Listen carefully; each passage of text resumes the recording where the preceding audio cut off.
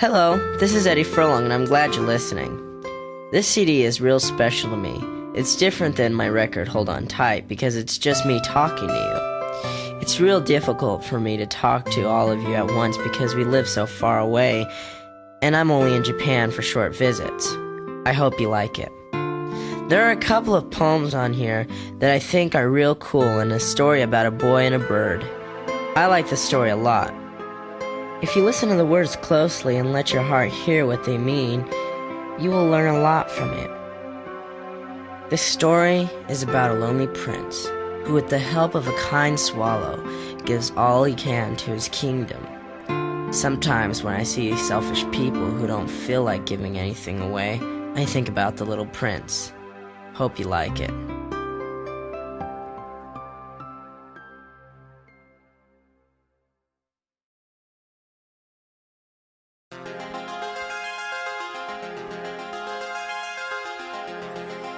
The Happy Prince. Once upon a time, there was a statue of a happy prince standing high above the city. It was all gold. The prince's eyes were two blue jewels, and a large red jewel shone on his sword. "He's beautiful," everyone said. "Yes, he's beautiful, but he's not much use." When a little boy cried, his mother said to him, "Why aren't you like the happy prince? He never cries for anything. He always looks happy," said a sad man, and he looked up again at the beautiful gold statue. "He looks good and kind," said the poor children. One night, a little swallow flew over the city. Swallows do not like the cold, and they always fly to a hot country in the winter. All the little swallow's friends were in Africa now, and he wanted to go there too. He flew all day and arrived at the city at nighttime. Where can I stay the night?" he said. Then he saw the statue. "That is a good place," he said. "I'm gonna stay here." He flew down and stopped between the feet of the happy prince. "I have a gold bedroom," he said softly. "But I am so tired. I'm gonna go to sleep now." But at that minute, a drop of water fell on him. There are no clouds in the sky," he cried. "And it is raining. This is bad." Then another drop fell on him. "This statue can't keep the rain off," he said. "I'm gonna look for a good roof." Then a third drop fell on him. He looked up, and what did he see? The happy prince had tears in his eyes, and he had tears on his beautiful gold face. It made the little swallow very unhappy. "Who are you?" he asked. "I am the happy prince."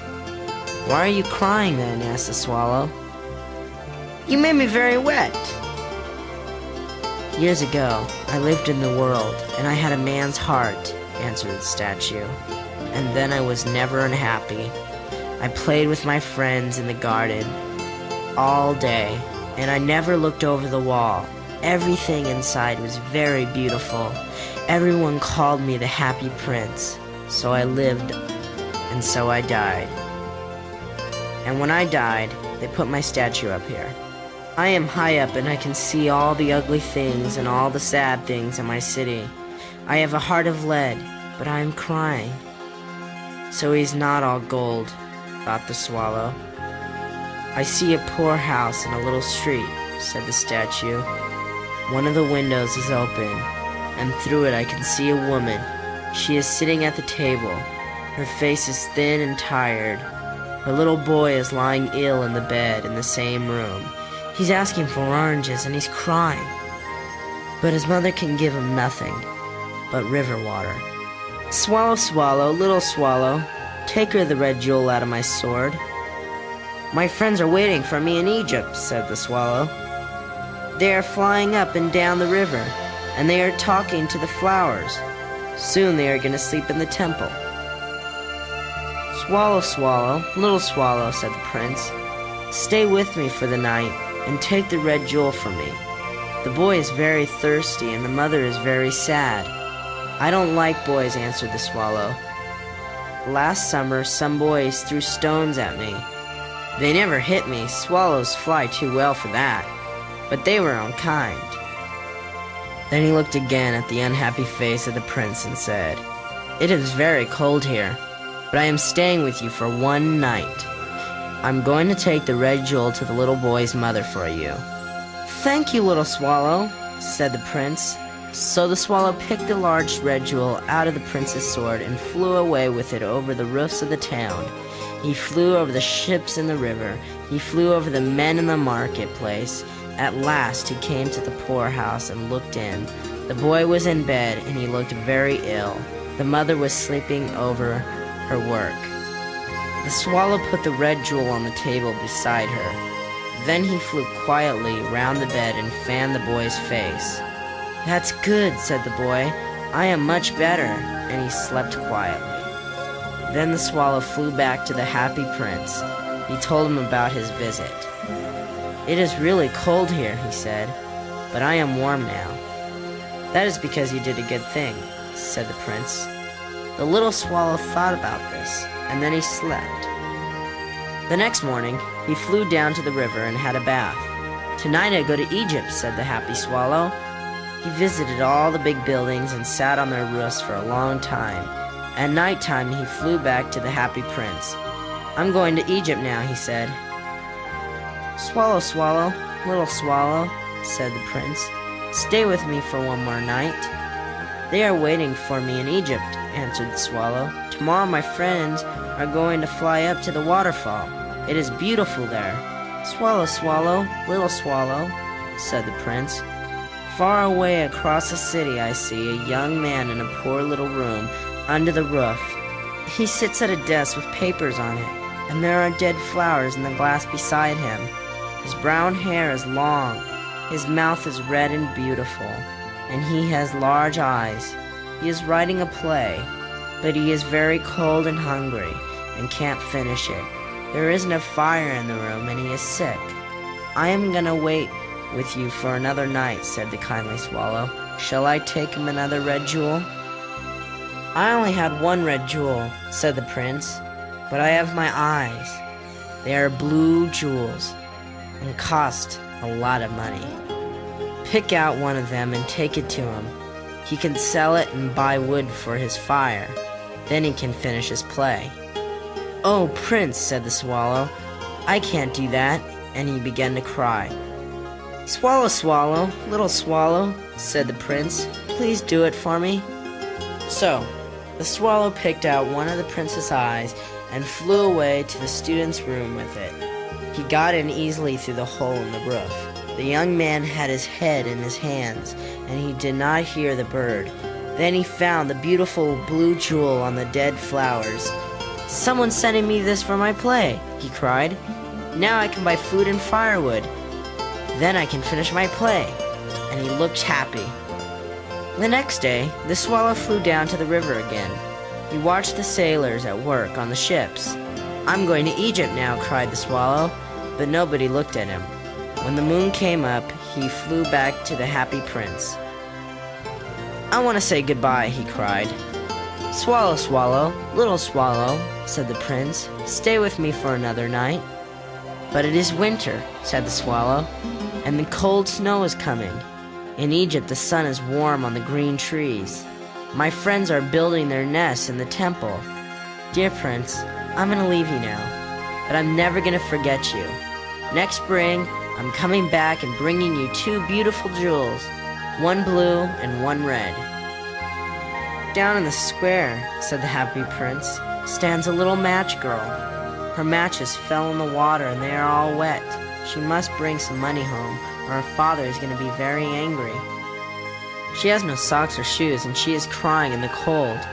Pick out my other eye and give it to her, and then her father won't be angry anymore." "I'm going to stay with you for another night," said the swallow, "but I can't pick out your other eye." "Swallow, swallow, little swallow," said the prince, "please do it for me." So the swallow picked out the prince's other eye. He flew down with it and put it in the match girl's hand. "What a beautiful piece of glass!" cried the little girl, and she laughed and ran home with it. Then the swallow came back to the prince. "You can't see now," he cried. "I'm going to stay with you always." "No, little swallow," said the poor prince. "You are going away to Egypt." "I'm going to stay with you always," said the swallow, and he slept at the prince's feet. All the next day, he told the prince stories of the other countries. He told him of the long-legged red birds of Egypt. He told him of the gold fish in the river there. He told him of yellow flowers and green snakes. He told him of the smallest men in the world, and how they use leaves as boats, and are always fighting. "Dear little swallow," said the prince, "you tell me of many things from other countries. But now, fly over my city, little swallow, and look at all the things there." So the swallow flew over the city. He saw the rich in their beautiful houses. He saw the poor at their gates. He flew into the dark streets and saw the sad faces of the hungry children. Then he flew back and told the prince. "My coat is gold," said the prince. "You can take it off leaf by leaf, and you can give it to my poor people. For them, gold is a good thing and can make them happy." The swallow picked off the gold, leaf by leaf. Soon the happy prince was gray. The swallow carried leaf after leaf of the gold to the poor. The children's faces were no longer white and thin. They laughed and played games in the street. "We have bread now," they cried. Then the snow came, and after the snow, the ice. The poor little swallow was very, very cold, but he did not leave the prince. He loved him too much. He picked up little pieces of bread and he flew quickly up and down, but he didn't get warm. At last he knew, and he flew slowly up to the prince's arm for the last time. "Goodbye, dear prince," he said. "May I kiss your hand?" "You are going to Egypt at last, little swallow?" asked the prince. "You stayed a long time here. I'm gonna miss you. I love you." "I'm not going to Egypt," said the swallow. "I'm gonna die." And he kissed the happy prince. Then he fell down and died at the prince's feet. At that minute, something broke inside the statue. It was the lead heart. It broke in two. Early the next morning, the town people walked in the square. They looked up at the statue. "The happy prince looks old and dirty," they said. "He hasn't any blue jewels for eyes now, and the red jewel is not in his sword," said someone. "He's not gold now. He looks ugly." "And look, there's a dead bird at his feet," said another man. "Birds can't die there." So they pulled down the statue of the happy prince and put another statue in its place, high above the city. And they threw away the pieces of the lead heart and the dead swallow. But God sent one of his servants down to the city. "Bring the lead heart and the dead swallow to me," he said. "This little bird is gonna sing forever in my garden, and the happy prince is gonna live forever in my city of gold."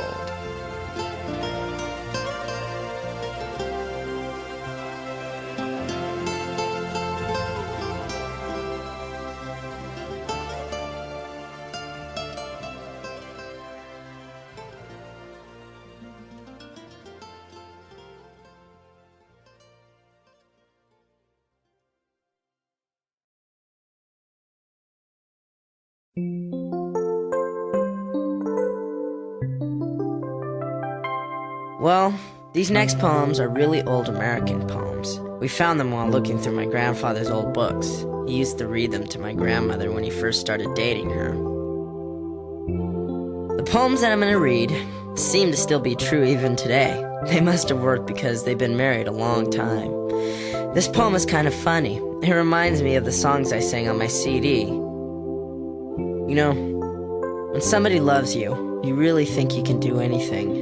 I hope I find somebody who will give me their heart.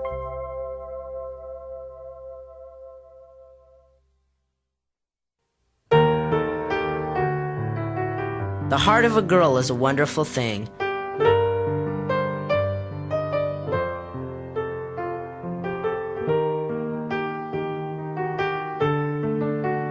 What is the heart of a girl? Is it something that is given a swing? Oh, be it whatever it may, the heart of a girl is a wonderful thing. What a precious gift man can obtain. And it is something that to him brings love, joy, and perhaps fame. 'Tis the heart of a girl, a wonderful thing. If you be a gambler, or maybe a cheat, when a girl comes along, then, if she gives you her heart, you'll fall at her feet. For the heart of a girl is a wonderful thing.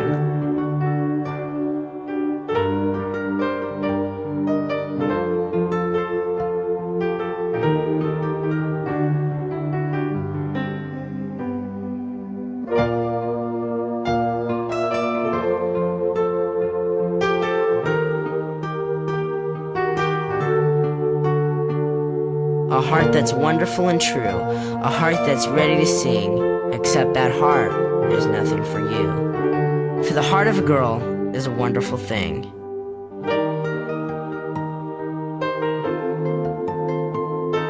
If you want to be happy and gay, listen to me, my friend. Get the heart of a girl today, for it is a wonderful thing.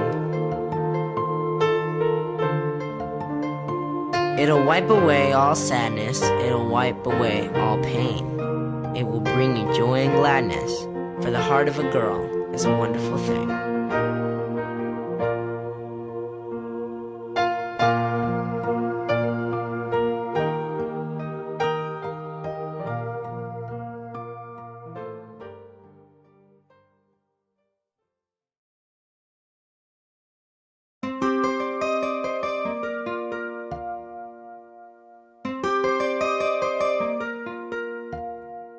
This is a poem that my grandmother says was her favorite. She says it always makes her cry. My grandfather had a heart attack many years ago. He was in the hospital for 6 weeks. She didn't know what to do. She would sit and cry each night, waiting to find out if he was going to be okay. She had to cry in private because she had 6 children to watch over. She said that this poem says what she felt in her heart best. I hope you like it. Oh, by the way, my grandfather's okay now.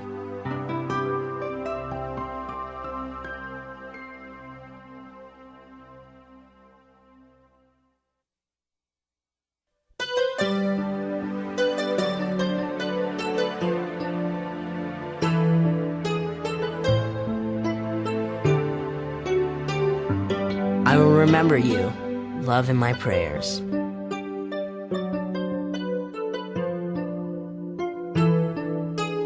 When the curtains of night are pinned back by the stars, and the beautiful moon leaps the skies, and the dewdrops of heaven are kissing the rose, it is then that my memory flies, as if on the wings of a beautiful dove, in haste with the message it bears, to bring you a kiss of affection and say, I'll remember you, love in my prayers. Go where you will, on land or on sea, I'll share all your sorrows and cares, and at night, when I kneel by my bedside to pray, I'll remember you, love in my prayers. I have loved you too fondly to ever forget the love you have spoken to me, and the kiss of affection still warm on my lips. When you told me how true you would be, I know not if fortune be fickle or friend, or if time on your memory wears. I know that I love you wherever you roam, and remember you, love in my prayers.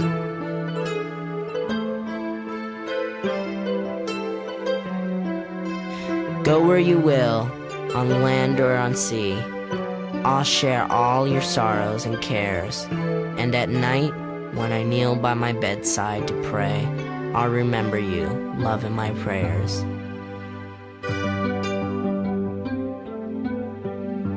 When angels in heaven are guarding the good, as God has ordained them to do, in answer to prayers I have offered to Him, I know there is one watching you. And may its bright spirit be with you through life, to guide you up heaven's bright stairs, and meet with the one who loved you so true, and remembered you love in my prayers. Go where you will, on land or on sea. I'll share all your sorrows and cares, and at night, when I kneel by my bedside to pray, I'll remember you, love in my prayers. Love in my prayers.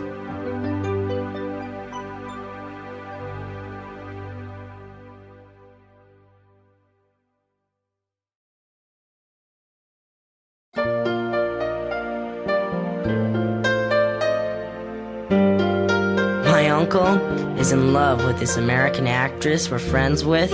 He gets totally stupid whenever he sees her on television. This poem seems like something he'd say to her. I've never really been in love, but here's hoping. Love me little, love me long. Love me little, love me long is the burden of my song. Love that is too hot and strong burneth soon to waste. I am with little well content, and a little from thee sent is enough, with true intent, to be steadfast friend. Love me little, love me long is the burden of my song. Say thou lovest me while thou live. I to thee my love will give, never dreaming to deceive, while that life endures, nay, and after death ensued. I to thee will keep my truth, as now when in my May of youth. This my love assures. Love me little, love me long is the burden of my song. Constant love is moderate ever, and it will through life persevere. Give it to me that with true endeavor I will it restore. A suit of durance let it be, for all weathers that for me, for the land or for the sea, lasting evermore. Love me little, love me long is the burden of my song. Love me little, love me long is the burden of my song.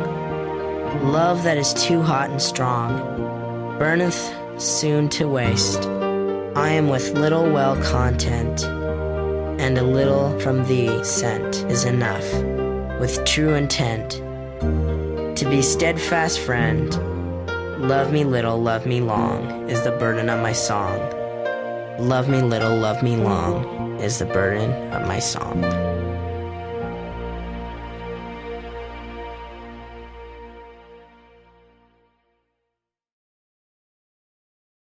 When I was in Japan the last time, I had people asking me if I was worried about being an idol in Japan. Just somebody who is popular for a short time and then forgotten? I hope not. I hope that I can continue to be part of your country for the rest of my life. When we were flipping through the pages of the book, the title of the last poem made me think of Japan and all the people I've met there. I don't always get a chance to shake everyone's hand or actually speak to everyone, but everybody means a lot to me. Thank you for letting me in. Will you love me when I'm old? I would ask of you, my darling, a question soft and low that gives me many a heartache as the moments come and go. Your love I know is truthful, but the truest love grows cold. It is this that I would ask you. Will you love me when I'm old? Life's morn will soon be waning, and its evening bells be tolled. But my heart shall know no sadness if you'll love me when I'm old. Down the stream of life together we are sailing side by side, hoping some bright day to anchor safe beyond the surging tide. Today our sky is cloudless, but the night may clouds enfold. But though storms may gather round us, will you love me when I'm old? When my hair shall shade the snowdrift, and my eyes shall dimmer grow, I would lean upon some loved one through the valley as I go. I would claim of you a promise worth to me a world of gold. It is only this, my darling, that you'll love me when I'm old.